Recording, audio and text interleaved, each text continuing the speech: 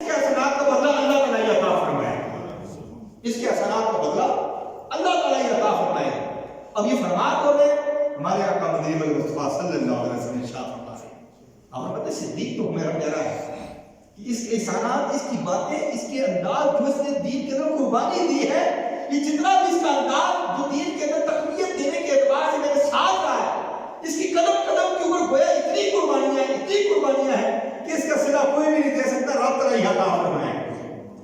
تو میرے بھائی محبوب، حضرت سیدنا صدیق اکبر رضی اللہ عنہ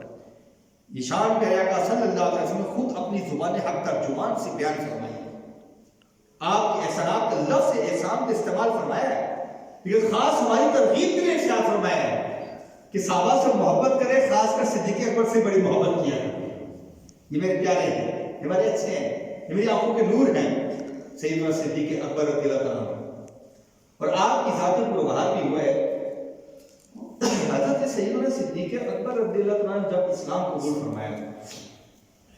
پچھلے جمعہ تو مبارک کو میں نے کچھ کیفیات خاص کی تھی آپ کے اسلام قبول کرنے کی، اور ایک نورانی خوشبو یہ بھی ہے کہ حضرت سیدنا صدیق اکبر رضی اللہ عنہ جب سے آپ نے اسلام قبول فرمایا، جس دن سے آپ نے اسلام قبول فرمایا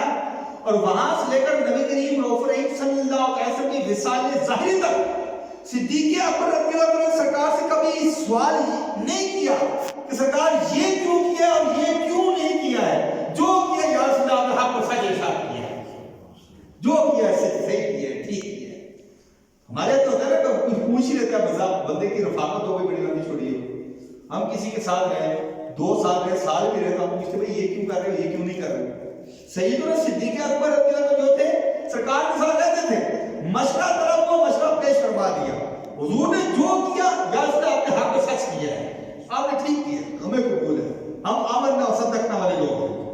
ہمیں بات کرنے کی حاجت ہی کوئی نہیں۔ پیارے بھائی محبوب، یہ مقام اس کو کہتے ہیں فنا فی الرسول کا مقام، فنا فی الرسول کا مقام، فنا ہو اتنا ہو لو تیری ذات عالی میں، جو مجھے دیکھ لے اسے تیرا دیدار ہو جائے۔ تو سیدنا صدیق اکبر رضی اللہ عنہ کی ذات مقدسہ وہ تھی جو فنا فی الرسول تھی، فنا فی اللہ کے مقام پر فائز تھے آپ، کہ آپ رسول اللہ صلی اللہ علیہ وسلم کی بارگاہ میں تو رہتے تھے، لیکن اپنی بات کوئی نہیں، جو بات ہے سرکار کی بات ہے، حضور کی بات ہے، اپنا کوئی کلام ہی نہیں۔ حضرت سیدنا صدیق اکبر رضی اللہ عنہ